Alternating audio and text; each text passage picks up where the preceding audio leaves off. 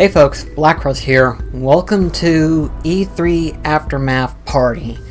Or rather, lack of Aftermath Party. Because, well, while there was a few good news and good stuff that came out of E3, there wasn't really a lot to deem a celebratory celebration, per se. I'm sure if you're like either Nintendo or somewhat of Microsoft, then chances are you're probably the most happiest person right now. If you're someone like me who mostly concentrates on either third parties or Sony's case, there wasn't really a lot to show off, per se. And it's kind of sad too, but at the same time I'm happy for everybody else who's excited. I'm more or less of the semi-good, but semi-not so much.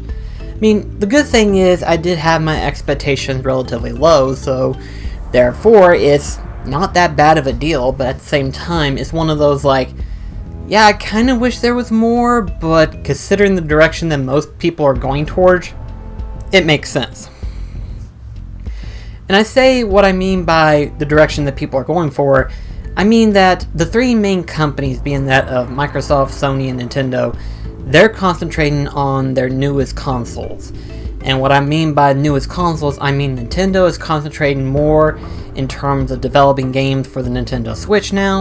And then Sony and Microsoft are right now concentrating on their next upcoming console, which will be here within the next 2-3 years from now. And this is both sad but good news at the same time. I say sad but good news because the sad news is that chances are they're not going to push the PlayStation 4 or Xbox One any more than what they've already gotten. I think now, for the next 2 years, we're not going to hear anything in terms of like major news or updates. In other words, it's going to be very shallow. I think Microsoft and Sony are going to try to tell everybody that's within their division to hold off on releasing any major titles until the new systems are out. And I think that's the biggest thing that they're going to do in terms of strategy. This is going to be a slow 2 years because of this, but I think Sony and Microsoft realizes that Nintendo has a strong competitor and they're trying to match in terms of how they're going to beat Nintendo. Because if they try to get something that's similar of Nintendo, then it's going to be bland as ever. If they try to get something that's either better or even more, I'm trying to come up with a word for better or exciting, I suppose, besides hardware update, because at this point where we are right now, we can't get any better. You know, we have the ability to now where we can go 4K in terms of performance. We're up to 60 frames per second, so it's like, can we get any better? I don't think so. I think where we are right now is the best we need to be. Plus, pseudo-realistic graphics is starting to die out on me. Like, yeah, there are some pretty pictures and stuff, but if you don't have the style going on behind the scenes and stuff, that pretty picture isn't going to tell anything. It's sort of the reasons why I can't get into like Gears of War like I used to. Back in the earlier days, Gears of War was interesting, but now it's just a hunk of meat and dirt.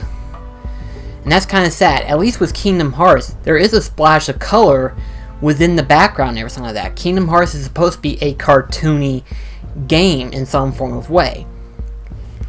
But in that same instance, if you just have pseudo-realistic graphics and stuff, the majority of stuff that you're going to see is nothing but gray and brown, with a lot of black in between here and there. All I'm saying is, be a little bit more creative and don't just try pushing out pseudo-realism, VR, or shooter games. Because apparently that is the most popular thing that's going on right now in the market. Do something different. Do something that makes me want to grab my attention. Good thing is, there are games that are grabbing my attention, but in that same sense, not as much as everything else would be. In fact, if I was to do a top 10, you wouldn't see a top 10. You would see like maybe a top 5 maybe. And that's only because of those 5, those are the ones that I am more or less interested. Not hyped, interested. And it's kind of sad for me to say that, because when I first started investing my time, watching the E3 press conference, which, if I had to say, this makes like my third or fourth year being invested with E3. See, I knew about E3. I knew what it was and what it consists of for the past, I want to say 8 years now. I only been invested with the 3 or 4 years that I've watched it. Literally sit and watch the entire press conference. Either it was live or later on and watch the entire conference. And the sad thing is that every year since I first started, it's been getting less and less interesting, to a point to where now we're at that low point, which means next year there should be some high points. I say next year should be high points, but who knows really. I say by the time Kingdom Hearts 3 gets released, and probably Devil May Cry 5 at this point, any chance of it being truly high is going to be random. Literal random. But that's just what I've thought about E3 thus far. And in all honesty, E3 is one of those places that people call Gamers Christmas. Which at this point we can easily say that it is not Christmas, but rather... There's another lower class. I suppose Halloween, per se. This is the Halloween of video gamers. And I say the Halloween because, all it is a bunch of surprises and treats for everybody who goes to E3.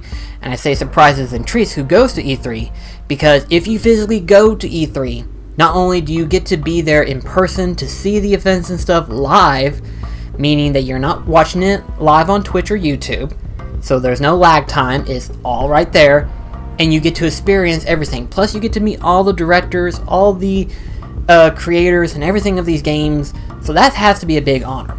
And the treats is playing the demos that is out on the show floor for the next 2-3 days.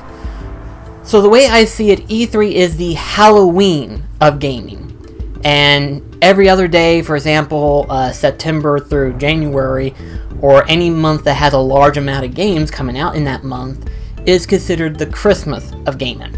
Because you have a lot of games coming out in that month. And it's been a while since I've had that moment of where there was a bunch of games coming out for that month. I think the most that I've had come out of one month was 3 games. And that was really tight. But those were games that I absolutely wanted to play when it came out. I was itching to play them. And good thing was they were good games, but at the same time they were somewhat okayish. That one month that I had 3 games in one month. But anyway though, you're probably asking me what was my highest in terms of E3? What was I excited most whenever in terms of announcements? So let me just go ahead and throw this out there first real quickly before I go into the main E3 event, because I know a lot of people are going to be asking me about this. But my main concern was release dates for certain games that I was excited for. They were Code Vein, Kingdom Hearts 3, Biomutant, and Bloodstained Ritual of the Night. The good news is that we have 2 of them with confirmed release dates. Code Vein being released in September 28th, and for those who are on Steam, it's going to be released on the 29th. And Kingdom Hearts 3, with its official release date being that of January 29th, 2019. I'll get to that later on in a bit. But, yeah, only half of them got confirmed release dates.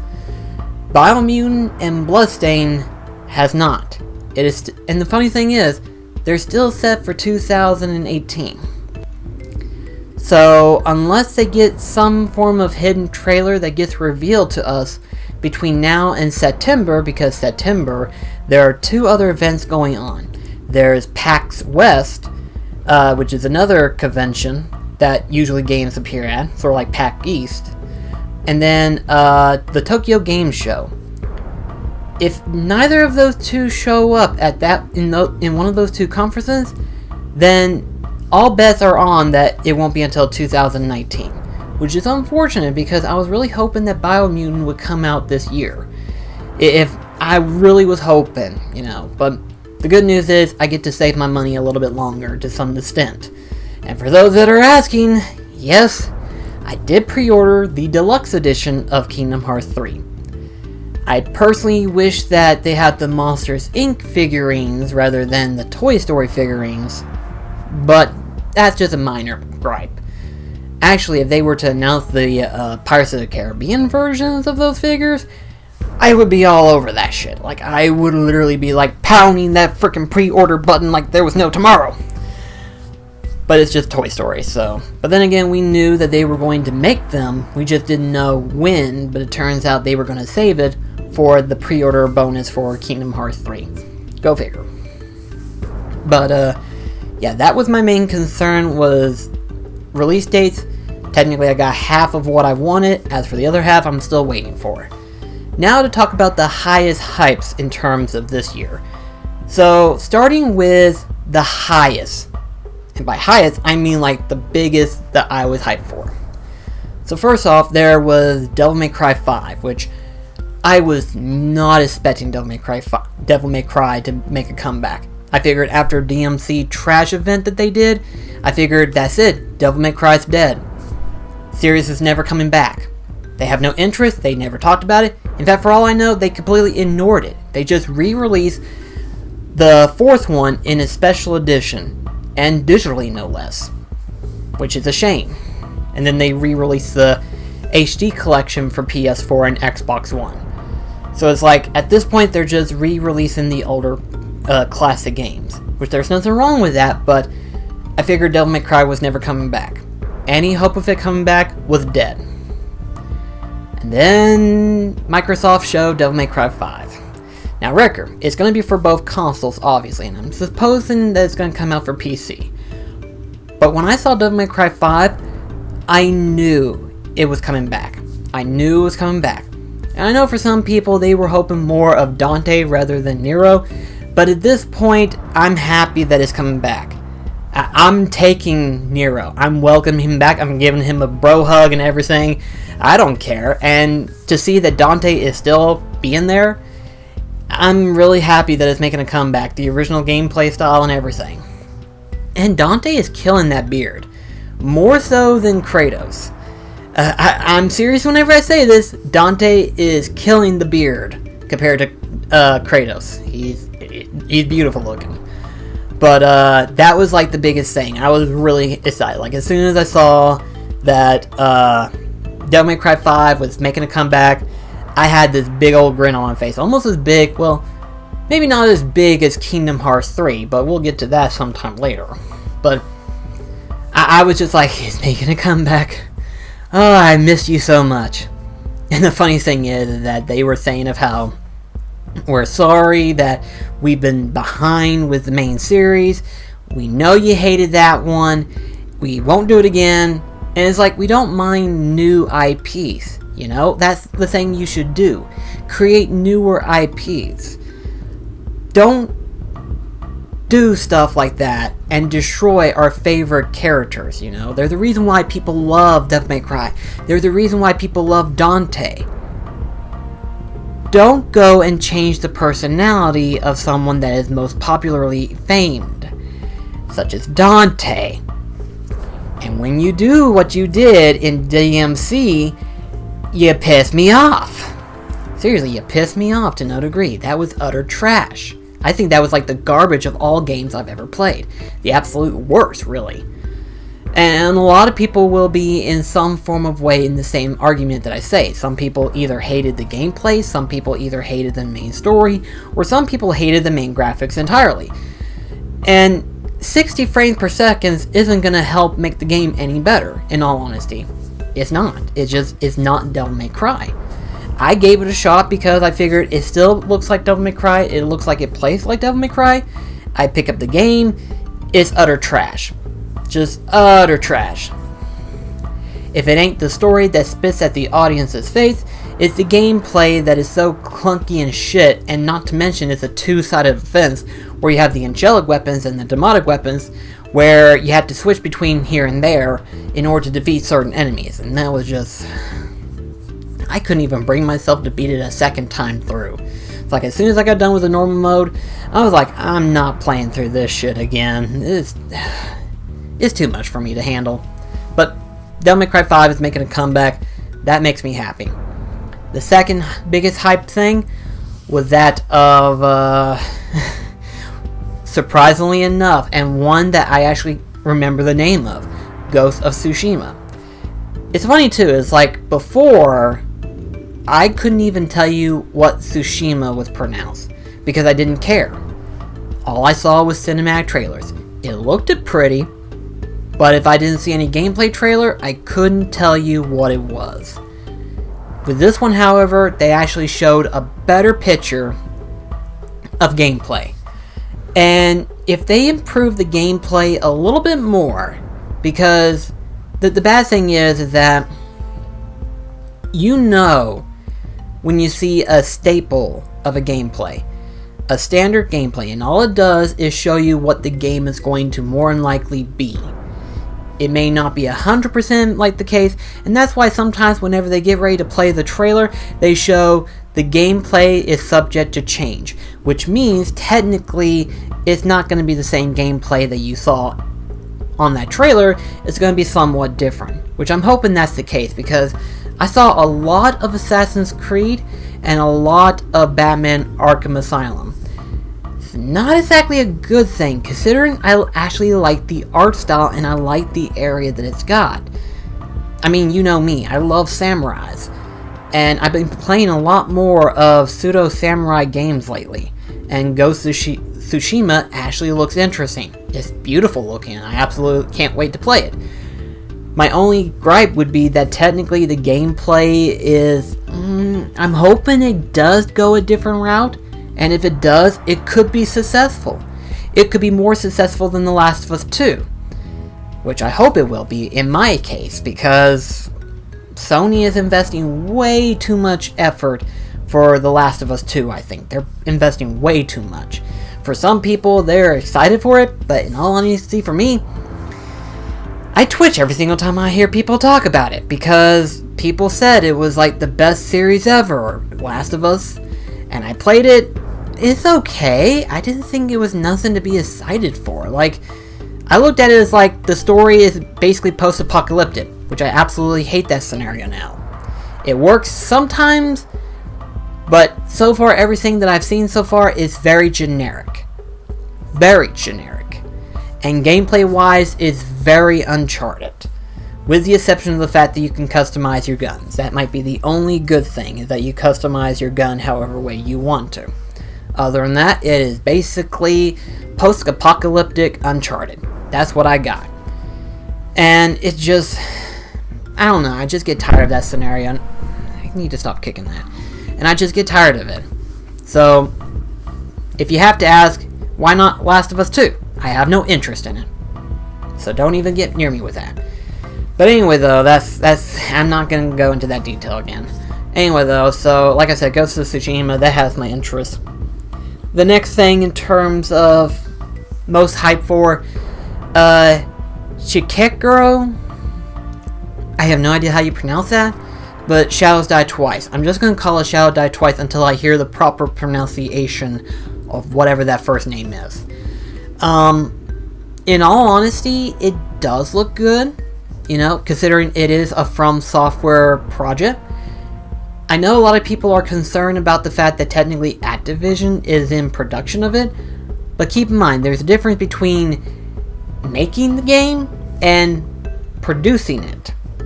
Producing means they push out sales for the game, much like how producers for movies and stuff. They don't technically work on the movie, but they help push the movie out there for people to be aware of it. Like, they make posters and whatever else. And I think Activision won't interfere with the game's gameplay aspects, I'm hoping. Because then it can be its own thing and it can be unique. It could be great. But people are trying to make this into a pseudo Dark Souls and Bloodborne gameplay style, I look at it as its new, unique feel. Record, yes, it does have the death scenario type thing where you die and you revive somehow. I don't know what that's about, but I'm hoping that the gameplay plays a different tone than that of Dark Souls and Bloodborne and Nioh. If it plays something differently, then chances are the gameplay is going to be unique, and it may be something that people may get into easily. If it plays like Dark Souls in any means, then it might not do so well, I think. And I think that's the sad thing, is that it might not do so well if it stays Dark Souls gameplay. If it becomes a unique gameplay style, then it might do well. You never know. I am hoping for that, but for the time being, we don't know a release date, and for the time being, it's probably best just to wait until it does get more details of gameplay. And so that leads on to another subject in hand. This one caught me completely off guard. So, while we didn't get a supposed Bloodborne 2, we did get a sequel of some kind. One that I didn't think we was going to get. Nioh 2. I saw that title and I was like, I thought you were done with Nioh. I had this assumption that you wasn't going to make Nioh 2. When did you decide you wanted to make Nioh 2? I mean, that's literally what I got, you know? It's like, by the time we played through all of the DLCs, I thought, you know what? Nioh's done. They're not going to make a sequel.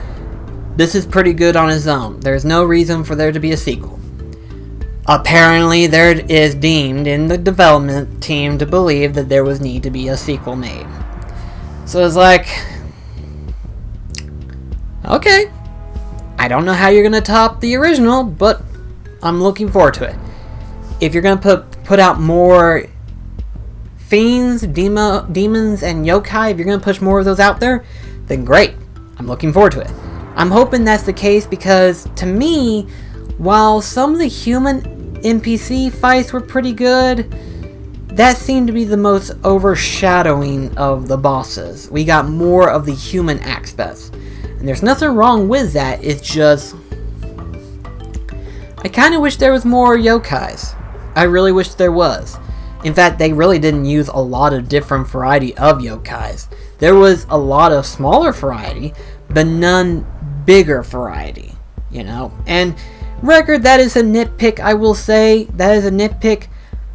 But I loved it, the bigger yokai fiend type monsters. I liked it, those. Those were awesome. When you got the human ones, they fall into two categories. They were either tank or speed. You get what I'm saying. It was either one of those two categories. And not to say there was anything wrong with those, but kind of wanted more yokais. That was just my take. So if you make Nioh 2, make more yokai. Make more unique yokai. I would like that. But then again, how are you going to top Nioh 2, or how are you going to top the original Nioh? I don't know, but I'm looking forward to it regardless. So, the lower and lower we get, the more and more I'm hesitant about saying anything. Because there wasn't a lot to talk about in terms of, like, what we either didn't already know, such as, like, Anthem, and then, like, Pokemon Let's Go. I know people are like, well, what about Smash? Delmar is more likely gonna get it, so chances are I'll be playing it along with him. So it's one of those, like, I don't need to get Smash. I'm not heavily interested in Smash. My brother's gonna get it on his own time. We'll probably play it together in some form of way. I don't doubt about that. Plus, I'm not a heavy fighter game, if you notice. I'm not a big fighting game expertise. My expertise is hack and slash and RPGs. That's it. But, yeah, it's one of those things where it's like, E3 didn't really have a lot, but it did have enough to keep me like, this is good. There was a lot of lows, there was a lot of highs and stuff, and I think that's the best way to describe this year's E3, was that there was a lot of lows and highs. And really, it's kind of hard to do a top 10 if you don't have a large variety of games that you are interested in. Like, I wasn't interested in the new Assassin's Creed game, which was Odyssey. It didn't look interesting to me. In fact, I've lost interest in it entirely. And sadly, there are only 2 Assassin's Creed games that I might actually pick up, mostly because of reasons. Number 1 being that of Black Flag, because I love pirates. And secondly is Syndicate, because a lot of people say that was like the best Assassin's Creed game that came out. There's a lot of people who are saying that Origins was great, but then there's a lot of people who says it doesn't warrant any major awards per se. So it's one of those like, I can skip Origins at least. Then again, I don't have a major fandism for Egyptian or anything like that, so it doesn't really matter to me. I think the only reason why I would probably pick up Origins is because of the Final Fantasy 15 aspects. Because supposedly you get to play a segment where Auden appears there, which, why is he there, I don't know. And then there's another aspect where technically you get to ride a chocobo. That might be the only reason, but is it enough for me to pick it up now? Not really, no. Probably within the next 2-3 years? We'll see. And then of course there's Mario Party, which again, Delmar will probably be picking up that and we'll be playing the heck out of it. And by playing the heck out of it, I mean I'll be addicted to it.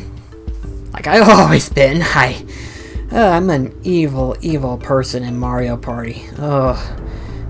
People say Monopoly destroys family. Mario Party destroys the world. That's the level. But sadly there wasn't really a lot in E3. And there are 2 particular videos I wanted to put together to talk about some of the more differentiated subjects. One of them being that of Kingdom Hearts 3, which I wanted to go into a full discussion of that. And then a little discussion in regards to a pseudo game that we didn't get to hear, unfortunately. So, hope you'll look forward to that. But thank you so much for listening in to me. Again, if you want to know more details about E3 in its entirety, because this is more or less of a brief discussion, me and Delmar and a couple of our friends did a podcast in regards to E3 2018, so check out that video. But I'll see you in the next one. Till then, this is BlackCross signing off. Catch you later, guys.